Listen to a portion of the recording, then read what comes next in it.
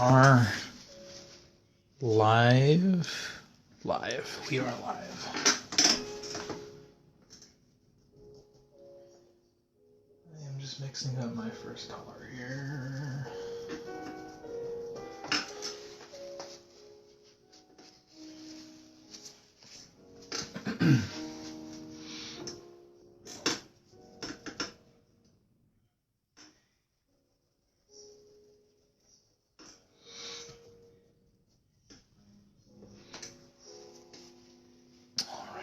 Welcome to Artful Connections. We'll be painting a still life today, and I invite you to join along if you like. I'll be using oil paint, but really any kind of paint will do, or a drawing medium. If you want to join along, we'd love to see what you come up with. If you want to share in the comments below. But yeah, I will be using oil paint, and I have kind of a simple still life here in front of me. Of an orange and apple mug and a growler. I did a little demo last week with the skull in it. The skull slowed me down quite a bit, so I'm keeping it a little simpler today.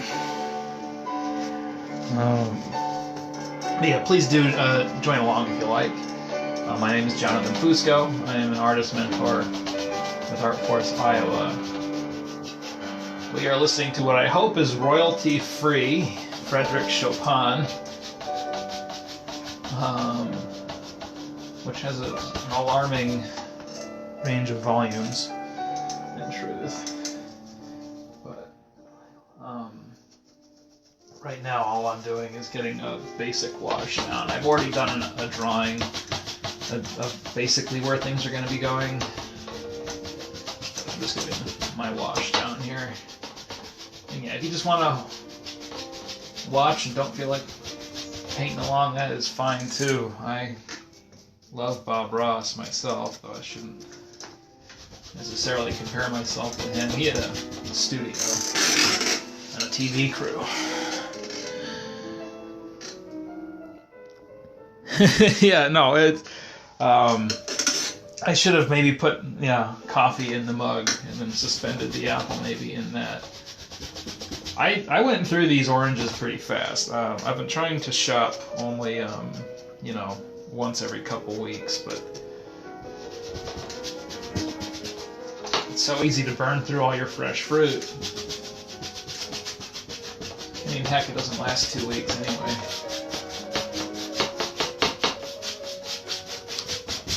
But yeah, I'm putting down a basic wash just to get rid of all my whites. White is distracting. It doesn't really serve us at all. To have a bunch of white all over the place. So we're just getting a really light wash down and just getting rid of all that. Keeping it thin so that I can paint over it pretty easily. So I've got quite a bit of Gamsol mixed in and linseed oil. Linseed oil both, and keeping kind of a magenta lavender vibe for this. That's just been my palette lately, in truth. But yes, welcome. Artful Connections. We are live. Paint along if you like. If you've just joined us, my name is Jonathan Fusco. I will be doing a still life today in oil, but I do invite you to work in whatever the heck medium you want, and we do want to see what you've made. If you should be painting along, and totally okay to just be a lurker and just watch. Nothing wrong with that. But if you do paint along or work on something, we want to see what you're making down below. But I'll just be starting a still life. The odds of me finishing it in an hour are pretty slim. These kinds of paintings often take me more like 5 or 6 hours, but I can get a pretty good start here in the upcoming hour. And just finishing laying down this first coat, and then some exciting stuff will start happening. But I hope everybody's staying safe during these uncertain times. I hope you are sheltering in place in spite of the lack of orders to do so. It seems that that is the safest bet these days. Besides, look at all the time we get for making art. It's a win-win. And for those of you who are working or are on the front lines, thank you so much for what you're doing. From the bottom of my heart. That's pretty good. I think we're just about ready to get real. I don't know if you can see my marks. I have a drawing underneath this. I don't know if that's coming through on the camera. This camera is not the greatest, especially at showing color. It's a little bit gray. And I can only kind of see the chat, so I'll be glancing every now and again, but the screen is facing away from me. But I'll be checking in every so often. Alright, I guess we better get started with the real deal. And I should close my door because my roommate's about to come upstairs.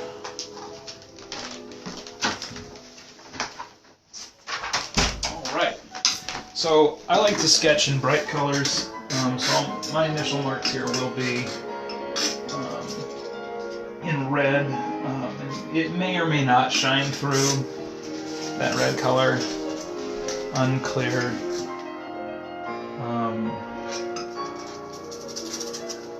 But just in case it does, I like to start really bright.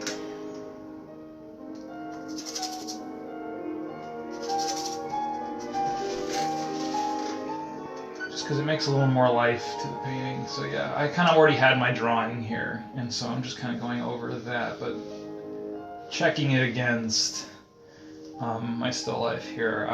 Something I'm trying to be better at. I mean, I've known it since the beginning, but it's just so hard to keep it up. Is trying to look at your subject as often as you look at your painting. It's really easy to just get caught up in what you think things should look like, and less about how they actually look. You can get yourself into real trouble that way. So, especially these initial marks, I'm making constant comparisons, even though I already have a sketch started. I'm not married to that. It can change at any time. We're keeping it loose, exactly so that we can make changes if we need. In truth, my process is pretty sloppy. I'm always having to make corrections. But whether you work really tight or really loose, the end result's the same.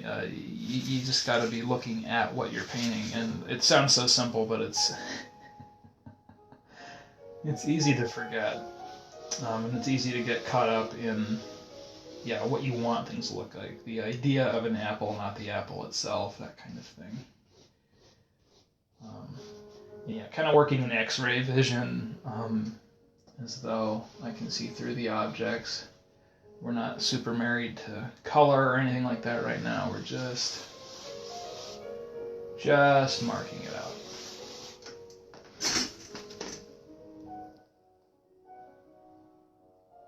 Just mark it out. And if you've just joined us, my name is Jonathan Fusco. I'll be painting in a still life in oil today. I invite you to paint along, if you like, in whatever medium you choose, or just watch. But if you do make something, we do want to see what you're doing in the comments below. And just kind of making some constant adjustments. The odds of my finishing this in an hour are pretty dang slim, but I'll get as far as I can, and at least we'll get to walk through the early stages together.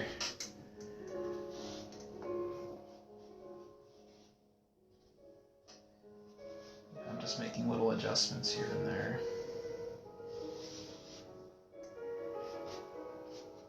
And I'm even going to go ahead and start carving, and I have a fabric. In fact, it's a cut-up t-shirt is what it is, but I have fabric underneath the objects, and I am going to start just kind of cutting in some of those, even just as landmarks, because I can make it really a lot easier to keep track of where things need to be. Especially if you, it makes it a little easier to use like negative space as a landmark. So the more you have to work with, the more, yeah, I guess it's more to paint, but it does also give you more, like, shapes to be double checking, triple checking, especially if you're trying to make something look super real. I'm less keen on that. I like representation, but I'm not married to exactly how it is. Sometimes I like to make changes for the piece. Color especially is where I tend to get a little wild. I'm not a huge fan of one-to-one color matching. It kind of has diminishing returns, and you can do so many cool things if you are willing to experiment. We're gonna get a dark. We'll get a dark ready here. And for the dark, with the purple, ultramarine blue tends to work really well. And I'm going to combine that with a magenta, and that's just going to make a really nice, pretty dark, but still with plenty of color in it. Pretty rich way to keep things a little darker. I have zinc white on my palette. Zinc white is a white that doesn't overpower. It's very transparent. It does not overpower the hue. So this dark's a little darker than I want, so I'm throwing a little zinc in there. Yeah, there we go. Cool. And we're just gonna kind of use this to finalize a few things. My ellipses are wrong, so I need to fix those. I've always been a fan of getting it wrong first, just to make marks and just get something down. Because if you have something to fix, you know, at least you're getting somewhere. But everybody's different. Some people want it perfect right away, or at least as close to perfect right away. I just can't work that way. So you'll notice me making a lot of mistakes and then correcting them, just because for me that just works better. And paint is so well suited to that style of work anyway. It's just so malleable. Oil especially, you can move it, push it, blend it away. I could wipe this whole thing clean if I needed to, and hopefully it won't come to that since I'm live. That would be kind of a anticlimactic ending. But you can, and so with paint I kind of just like to, I'd rather just get it wrong. First get something down, anything down.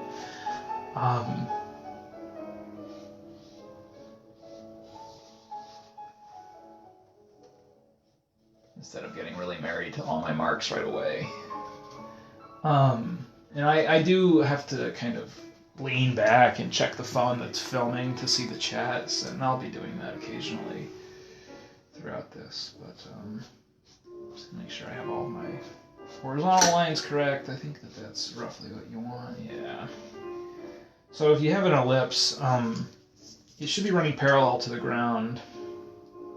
That way you make sure that, like, the crest of the ellipse just being a circle that's turned away from you, that it's at its longest point, they should be roughly parallel to the ground, unless you're, you know, doing something kind of funny. But they all need to be in agreement is really what it is. So, like, if I call this my horizontal plane, then this should be too. They should all be sharing the same plane. Again, unless you're trying to get funny and make it look like objects are sitting on different surfaces. But today we're going representational. We're gonna keep it simple. We're gonna follow the rules a little bit, just a little bit, just enough. But yeah, that's something that can really screw you up if you get that wrong.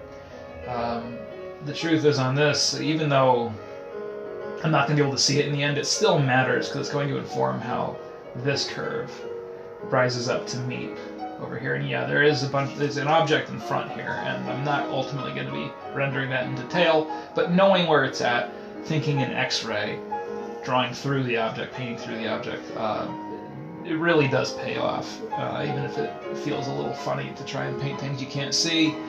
You just kind of have to make your educated guesses, because it's more important that it makes sense in the end. We are listening to Frédéric Chopin, which I am hoping is royalty free. I think it is. I think it is. Oh, can you guys not hear me? Tell you what.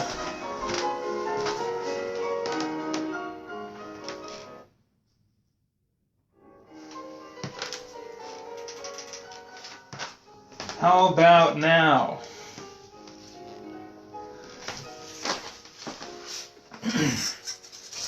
Should have audio. Let me know if you can't hear me. I'll check back again here in a second. Apologies. I've done a couple of these, and I found that if I talked too loud, it kind of popped, and so I'm trying to not talk too loud. But if there's just no audio, that's another matter, and I don't know why that would be. So hopefully you can hear me just fine. Emma can hear me. Cody can hear me. Cool. Perfect.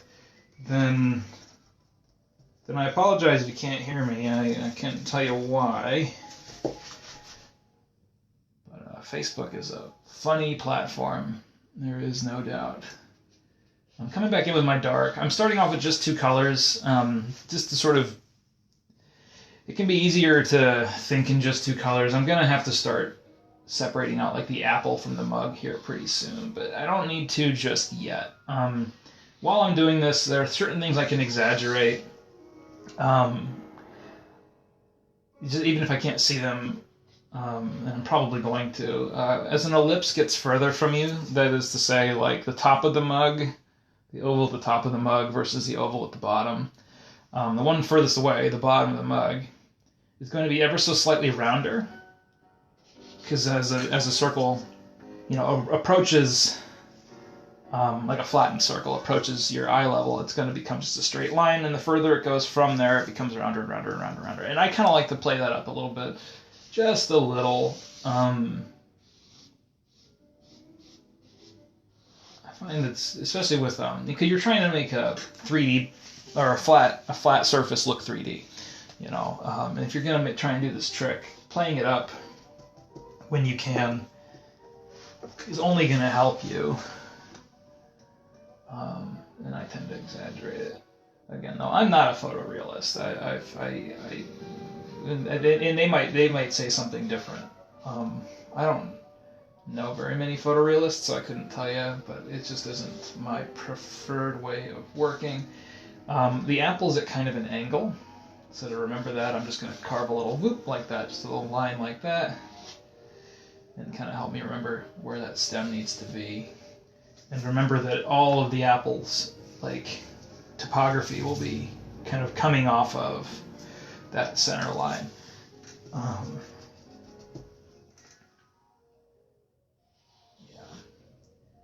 And again, I'm just kind of going back and forth, glancing at my still life and double checking it with what I have marked down. I can't even see my pencil drawing anymore. It's largely gone. I'm going to start bringing in other colors now, just to differentiate some of this. What should we do first? Let's do orange. Let's get the orange and make it orange. That'll be cool. I typically have about 3 or 4 of every primary color down at any given time. I have about 6 reds and 4 blues, and I have 3 yellows, my favorite of which is lemon, cadmium lemon. It's an extremely bright and obnoxious yellow. It's really good for adding just like a zing to anything you're mixing with. Except for opposite colors. But if you're trying to make like a really hot red or a really hot orange or just a super bright yellow, cadmium lemon is awesome. Then I also have Indian yellow, which is a little bit tamer and it's pretty rich. And I'm mixing some of that in a naphthol red, which, unlike cadmium, when you mix it with yellow, it's pretty good at keeping its redness. I find cadmium red turns brown when you mix it with yellow. It took me a while to find a red that didn't do that. Naphthol seems to be the one. Plus, it's less toxic, so win-win. You can kind of avoid toxins. And yeah, we're painting over the purple, so it's going to turn a little bit brown, but keeping it thin so that I can go over it again later. A little bit thicker. All right, cool. So we got that down, and I'm going to go ahead and mark out our red as well, and just start building up these layers. Wiping the brush with Gamsol. It's partly because some of these pigments are pretty gnarly and oil goes through the skin. Cadmium lemon, I don't really want that on my hands. But also Gamsol's pretty intense, and yeah, it's just better to play it safe. And I'm not real good at keeping my brushes clean. So, like, a lot of them have paint all over the handle, and this way I don't have to worry as much, I guess, because, yeah, if you don't have gloves and you're painting in oil, but you keep your handles clean, then you don't really have anything to worry about. But this way, too, I can kind of go in and make marks with my hands. Yeah, kind of a shortage of gloves right now, so I'm trying to make these last. I've been rewiring often as I can, basically until the oil breaks down the material. Just kind of getting a baseline color for the apple here. I'm thinking in really basic shapes still. I'm not getting too caught up in all the itty-gritties. I'm not trying to make anything more complicated than it needs to be yet, because it's all prone to change. I had an instructor years ago who compared painting to focusing a camera, and what he meant by that was that you should try to treat the piece kind of as a whole unit, and just as you focus a camera, everything comes into focus around the same rate. Try to do that with a painting and work the whole thing all at once, so that nothing ever gets ahead or too ahead of anything else. That can be hard to do, and I don't always adhere to it, but especially in the early stages, I really do try to, because this is where a lot can go wrong. And it just kind of protects you more from yourself.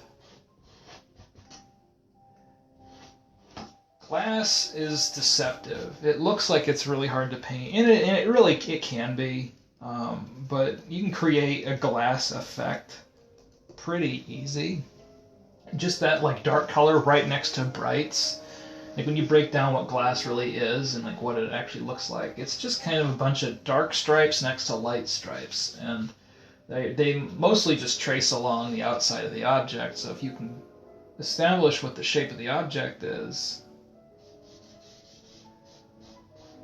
well, then all I really need to be doing as I'm making my marks is just make sure I'm always tracing along that shape. So if I'm going this way, I'm always I'm treating it as though my brush is actually wrapping around the glass. As I go up and down, I'm making sure I'm basically just tracing along the outside. And when I come in with some brights, it's going to be a little bit clearer. And I realize now I need to pop this out of here, which means I need to do it over here. I've already kind of put my foot in my mouth because I wasn't looking at the bottle enough earlier, and I was just kind of painting what I want the bottle to look like and not what it actually looks like. So I have some corrections to make. It is an easy mistake to make, but the less you do it, the better. And that's our handle to our mug. Bam.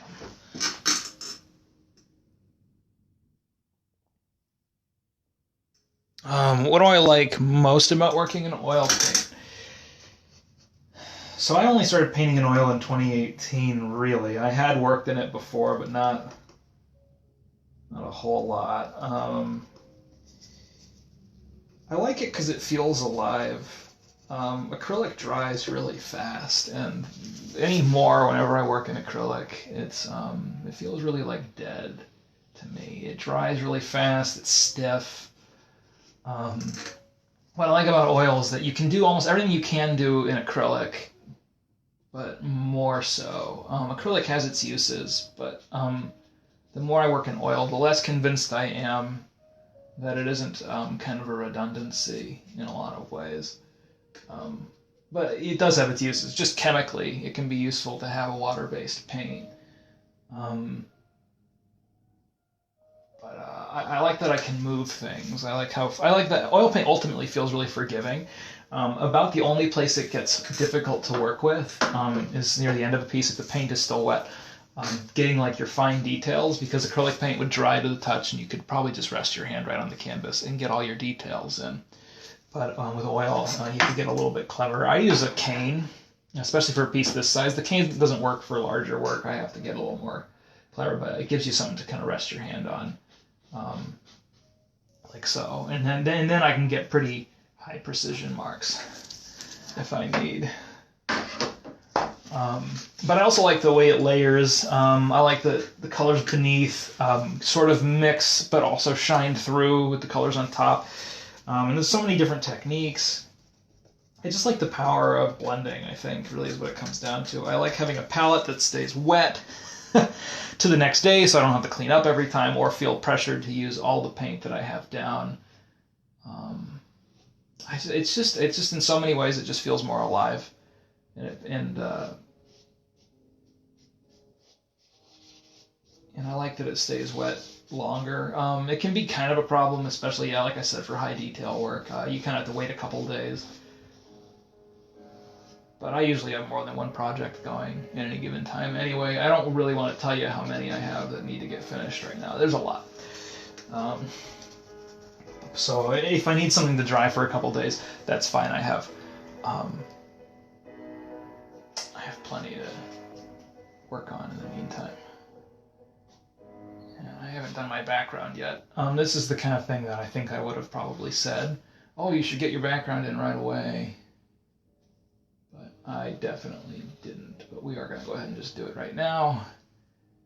Nothing super high detail, just kind of, just sort of something to separate and build up a little more history here. That's kind of what these early marks are really about. You're trying to build up a history. Like a lot of this stuff will get covered up. It's true, but it will be there. And another thing I like about oil is that all these marks I'm making, if they go the wrong direction, like if I'm just squiggling around, I can then go over it again and redirect the paint to better trace the actual surface that I'm painting. But if I just wanted to cover it really quick, I can then redirect the brush strokes afterwards. Because they'll stay wet, and they'll wait for me. They'll stay wait.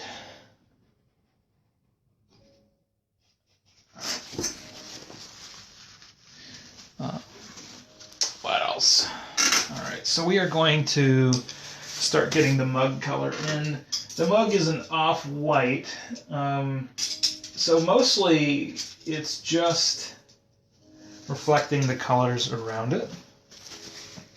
Most white objects aren't really white, they just reflect the world around them. So one reason I wanted to get rid of all the white right from the start is that I don't really want there to be a lot of white in this piece.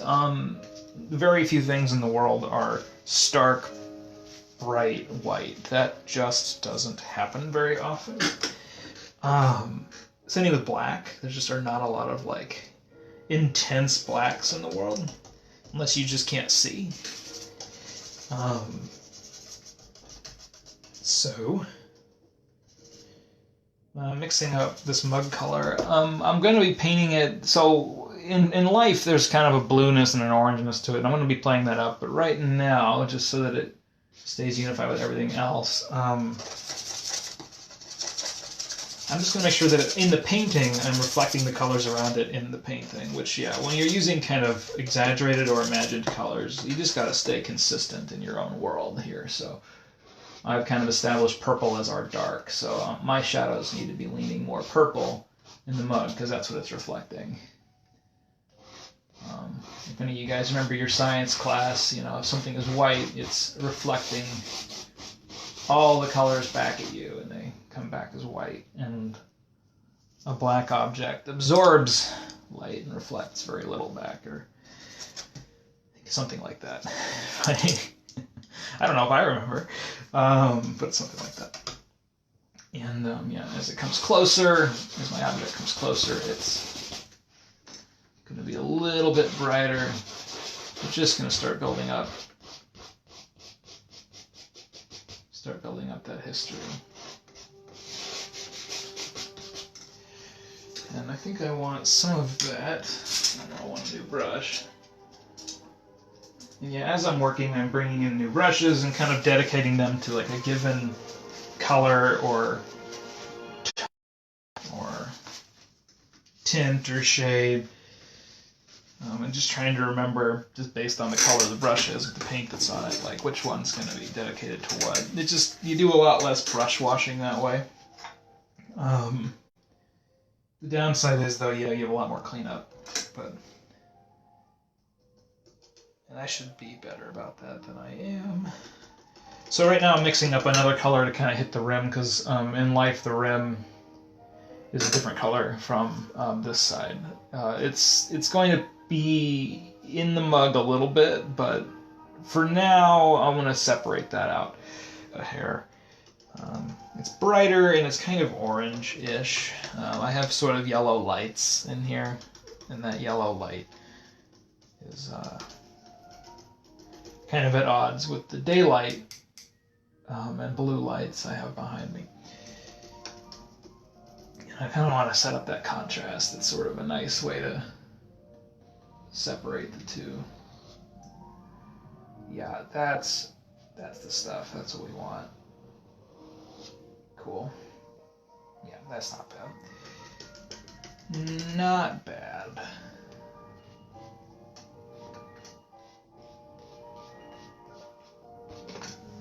Won't be finishing this in an hour, but that's okay. I thought about just doing one fruit, but that wouldn't be very fun to watch. So I figured I'd start something a little more involved and at least have more colors and objects to look at. But I think I'll be doing more of these, so if next time you'd rather just see something get finished and you want to just see something simpler get done, then yeah, let me know in the comments, and that's what we'll do next time, is do something start to finish and keep it simple. I'm going to start marking in some color for the... This is one of my favorite. This is a light magenta. Oh no, this one's brilliant pink. Brilliant pink. It's exactly what it sounds like. It's just a really nice, warm pink. And I want that mixed with the red for my apple. You just kind of spend a lot of time mixing up colors, but that's the fun part. And as I'm mixing, I don't know if you guys have ever watched Bob Ross, but he often taps the brush against the paint, and the reason why he does that is it kind of helps to cram it up into the hairs a bit more, and thereby you get a few more strokes out of it than you would if you only put it on the outside. You kind of want to make sure you have paint inside the bristles as well. Yeah, we're just gonna carve in some of these bright spots. I think we'll even go a little bigger than that. And about the... Yeah, this will be fine for that. I want to add a little yellow to it though.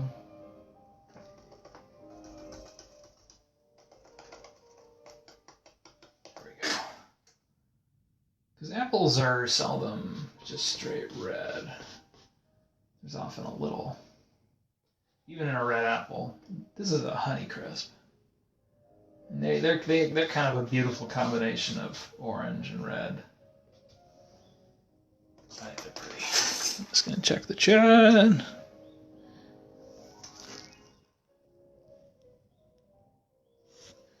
All right. What next? I'm gonna throw in a little bit more into the bottle. Again, I'm trying to treat everything fairly equally. I don't want to get too carried away with anything right now. The piece needs to be developing fairly uniformly. So, yeah, if you're just joining us, I am checking the chat occasionally, but it is on the phone that I'm filming with, so that the screen's facing away.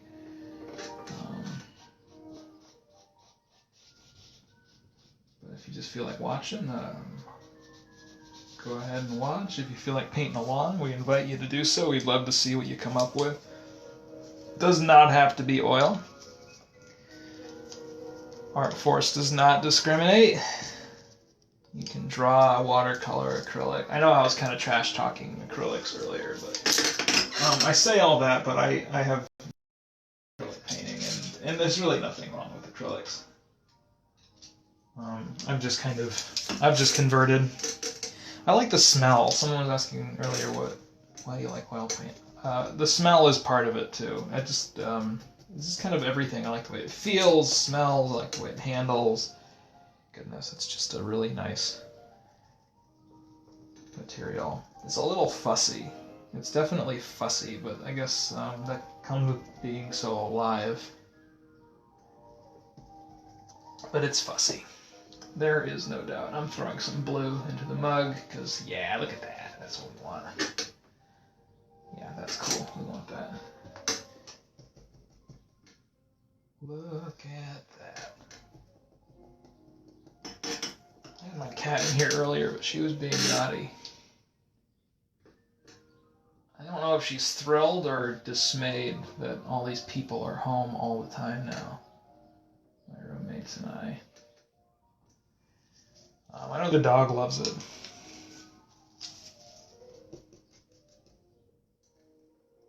It's hard to tell with the cat. She's very old, and for a cat, she sure likes attention. I would think, though, that she probably misses some of the alone time. But I haven't gotten a straight answer yet, so. Alright, so I've got a nice deep dark here. And I'm just kind of reiterating my shadows with it.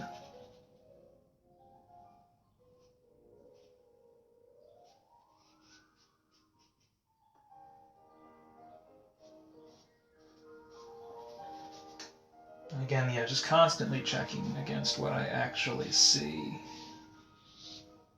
And I need to be careful about this mark here, because I've sort of lost the through line.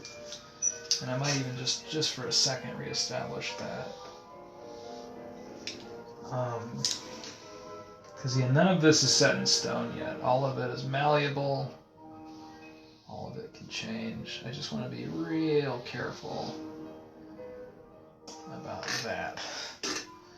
Cool. And yeah, these marks, this stage of the painting, and probably for the next hour or so, I'm building up a history more than anything. If I can get something established, great. But I'm not married to any of it. And if you're wondering, like, well, when do you stop moving things around? Oh, that's a tough question to answer. I mean, you just kind of know through practice. You just kind of get a feel for, okay, this is good and ready, and I need to stop moving it. Again, I'm basing it all on what I actually see.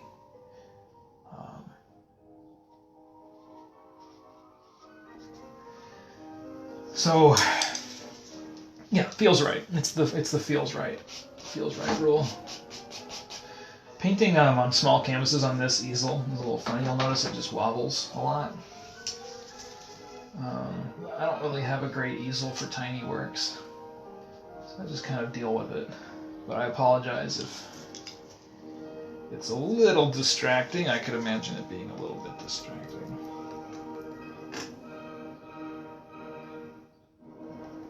But it's a great easel for somewhat larger works. Lately I've been making a lot of tiny stuff, so maybe I should consider a different easel, but yeah, no, Rudy wants attention all the time. I think actually if she had her druthers, we would never leave. We would leave the faucet on so she could drink from it all day. Because you can turn the faucet on for her, and she'll get her drink. But as soon as you turn it off, she wants more. I think she just wants it to be available. That's really what it is. Because sometimes you'll turn it on for her and she won't even drink from it, but she'll walk off approvingly, knowing that it's on. And yeah, can't afford that, unfortunately. Plus the waste. I don't know how to explain to her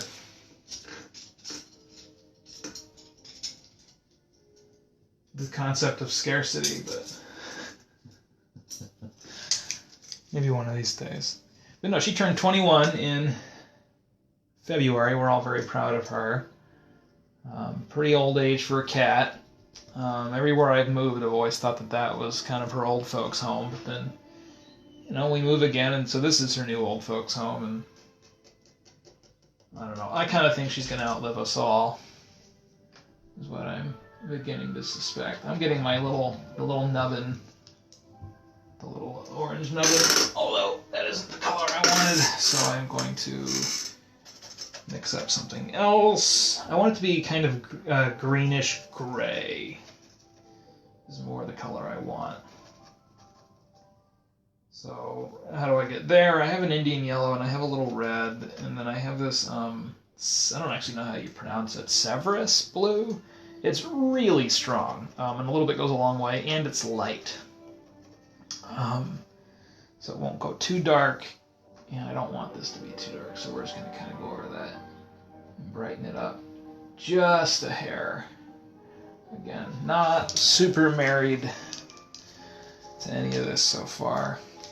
Although, the next thing we're going to do before we go any further, like I said earlier, that background is important. Do not want to neglect the background. And the last time I did one of these, I put it off to the end, and that was not the wisest choice. So I am going to mix up kind of a bluish gray. Our walls in this house are kind of bluish gray, and I think it'll be really nice for bringing these warm colors forward to have that as sort of our base. So I am mixing up kind of color like that. Throw in a little light magenta, and then we have kind of a nice, a really almost lavender gray, but on the blue side, a bit more on the blue side.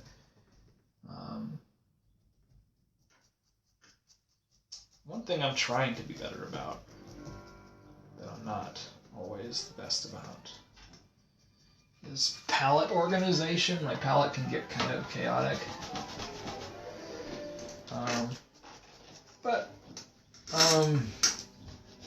if ever anything gets in the way, I have a little scraper nearby, and I can always scrape it away if it is getting too chaotic. But we want way more of that color. That is the color, but we want way more. So I actually have some leftover gray from my last painting that I had mixed up. Throw a little blue in there, throw a little magenta in there. And we are going to build up that background. And it really should bring everything else forward, if I'm not mistaken. This should be pretty awesome. Should be what we want. So, yeah, I am going to kind of trace around everything else. And I am omitting one object that's behind. I have this giant painting back there, and I just don't want that in here. For all mess of reasons. It wouldn't really do anything for the piece. And also it would be more work. And if it's not going to improve the piece, then I don't see any reason to acknowledge it. But yeah, you can already see how working that gray in, the bottle just leaps forward. Rule of thumb, cool colors recede, warm colors come forward. And if ever you start feeling like, man, my painting looks really flat, you can always start mixing more blues and cools into anything receding, even if it's an object that's like round, making it a little cooler towards the part of the object that kind of is curving away and warmer as it comes forward. It's a cheap, easy little trick to create that sense of depth. And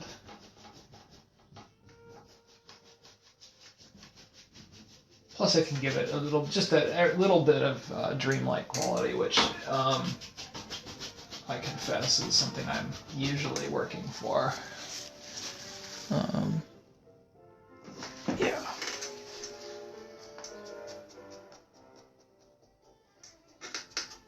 I do like mixing color. It's one of my favorite parts. I wish I had my palette on the screen. If there was a way to fit the still life, the painting, and the palette all on the screen at once, we'd be in business. But I haven't yet thought of a way to do that. Unless it was handheld, and I just you had shaky cam the whole time. That would do it.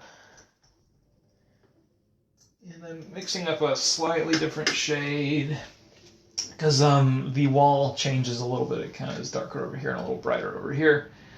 And so I'm going to be brightening it next to the bottle. And again, I'm using zinc white instead of titanium white. Zinc white is a transparent white that doesn't tend to overpower color as much. Titanium white, I don't like using it much anymore. I used to rely on it all the time as a student, but once you discover all the other whites, like flake white or zinc white, you learn that titanium is for the end. Titanium is for those final moments when you need to bring out your brightest brights, because that's what titanium really is best at. It's not a mixing white; it just isn't. It kills color. It just kills it. Zinc doesn't. Zinc is pretty good at keeping the color. And since painting is a story told largely through color, you want to use paints that aren't gonna hit the brakes on that.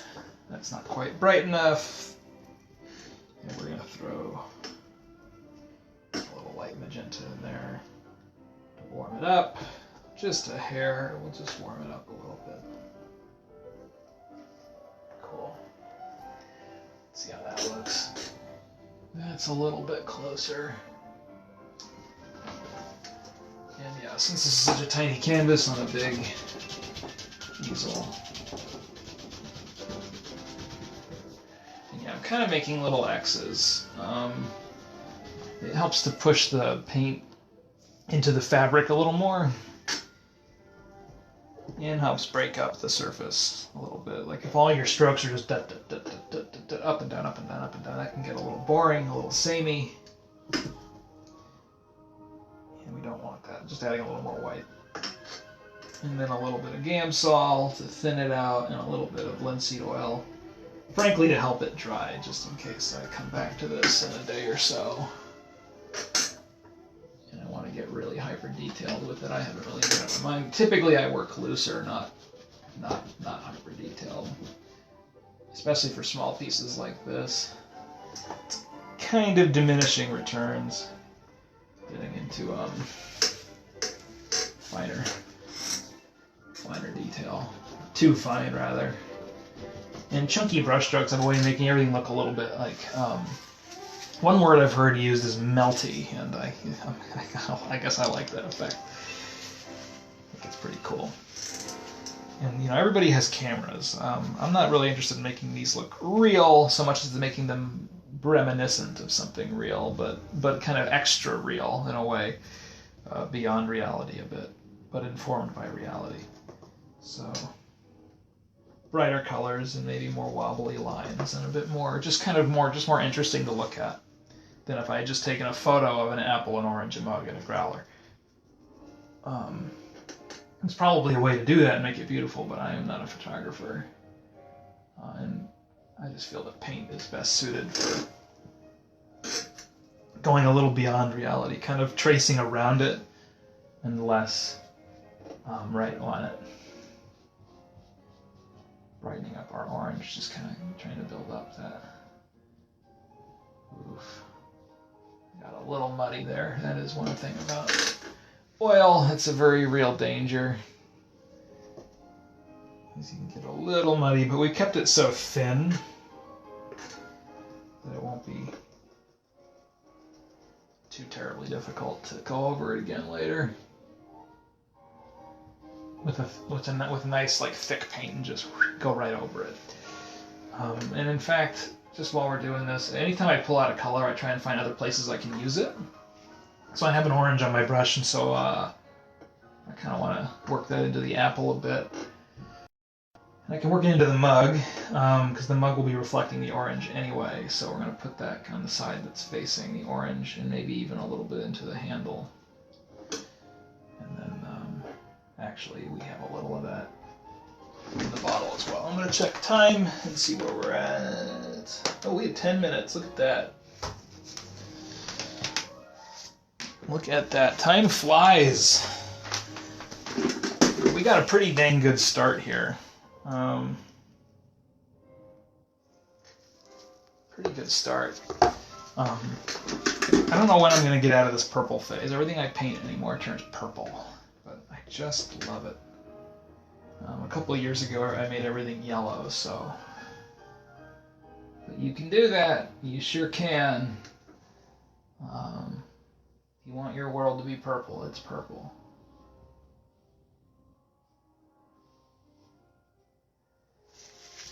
Part of me wonders if there's a way to like combine a Bob Ross painting with a still life. Just start adding trees and happy little bushes. And sometimes happy little log cabins. He did a few kind of weird looking log cabins. I love Bob Ross. And painting live, I can't help but think about him and his project. But thank you guys so much for joining me today. It has been a lot of fun. And I hadn't done still lives in a while, and it's kind of the only thing I can think of doing for these. Or I don't need like a screen. I can use my phone to do the recording and have an object that's going to sit still in front of me. I just love still lives. They have such a rich history. Something I didn't do earlier when I was painting in the background. Like I said, if I have a color, I like to try and think where are all the places I can put it. So I have the background here, this like blue-gray, and it's going to be reflected in the glass. So I'm going to start kind of dancing that along inside the glass. The glass will tint it a little bit. So I might end up darkening this later. But just having those colors in the glass ready for me, so if I need to mix them up a bit.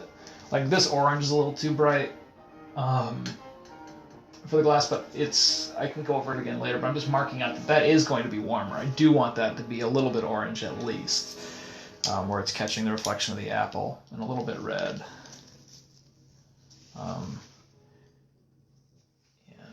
What else? What else can we do in 10 minutes? Well, I'm going to start bringing some of the mug color forward. And that trick I was mentioning earlier where you can kind of bring things forward with warmth, I am going to add a little bit of warmth to this, just a hair. That I have. But it will mix with the blue underneath, so it should be a little cooler. Still, and still separate this plane from that top lip.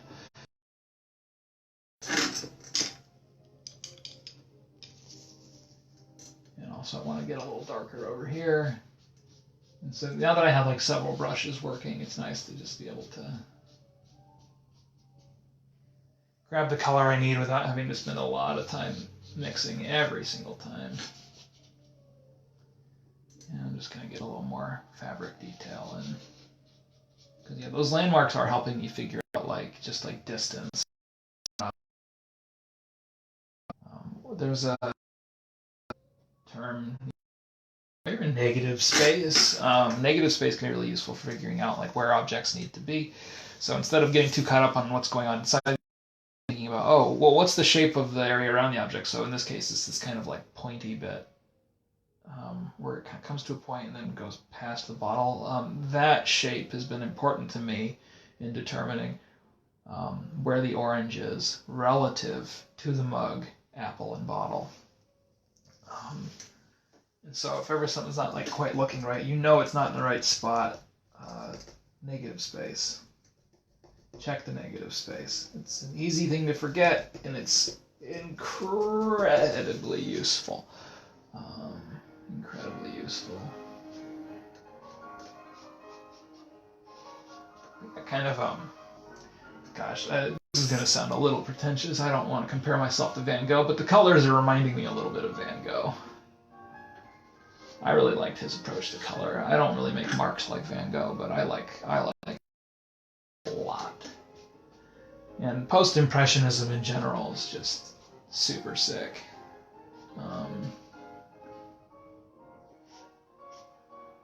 Not so much for portraiture, but for like still life and landscape. I think that might be one of my favorite approaches to rendering. I'm trying to remember if John Singer Sargent is impressionist or not, because I do really like Sargent. Sargent. Is our feed still all right? Oh, cool. Yeah, appreciate it. Yeah, we've got a pretty. And yeah, as we do this, things are gonna get a lot darker, especially the bottle. But we start from the middle tones and work our way in both directions. So I start from the middle and I push my darks, start from the middle, and we pull our brights. Push and pull, push and pull. But if you push or pull too hard in any direction, too fast, at least I don't like to go too fast. There are people who paint much faster and make bigger decisions much faster, but especially when I'm talking about it, I just feel like, yeah, I would like to emphasize that trying to do it all at once, treat the whole painting as a unit, because it is. If you've created one little world, one little window into another world, if it doesn't feel unified, you'll know, and it's just a lot easier, yeah, to treat it as one whole unit. You won't get too far ahead. It's sort of like that thing where, whenever you do like a portrait of somebody, you tend to want to draw the eyes, just the eyes, and get really into the eye detail. I think part of the reason for that is that we're all pretty comfortable drawing eyes, and eyes are really important to somebody's face. Like we tend to zero in on it. But as soon as you do that, you might find out when you step back, like, oh, the nose is on like the wrong side of their head or something like that. So no, it's a unit. And it's true of still life as well as not so still life, portrait work and life drawing and landscape and all that. And yeah, it's a funny stage to be talking about because, like, yeah, it's just sort of a constantly making adjustments. In particular, I just want to make sure my shadows are where I want them to be. They aren't as dark as they're going to be, probably, but I do want them to be right where I need them. And I know that we're kind of coming close to the end here, so I do want to just thank everybody again for joining me today. It means the world. I hope everyone's staying safe. And I hope getting a little time to make something for yourself, even if it's just making free time for yourself, I hope that everyone's taking care. And yeah, maybe taking an opportunity to do a little still life. I know I've been enjoying doing these again. I just hadn't had time, and they're a blast. And if you did make some art with me today, we'd love to see it in the comments. Please do share it. Just carving in the lip here. Please do share it. We want to see it. And yeah, I mean, well, we're doing these all week, so I'm actually not sure who's tomorrow, but I hope you'll tune in tomorrow.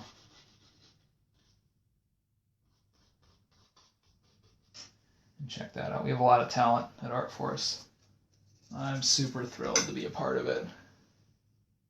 I feel lucky every gosh darn day.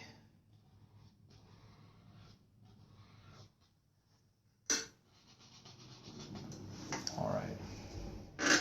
So, how's the sheen on that and the camera? Not so bad. Actually, you guys have a better view of it than I do, amazingly. But that's it for us today. Thank you so much, and stay safe.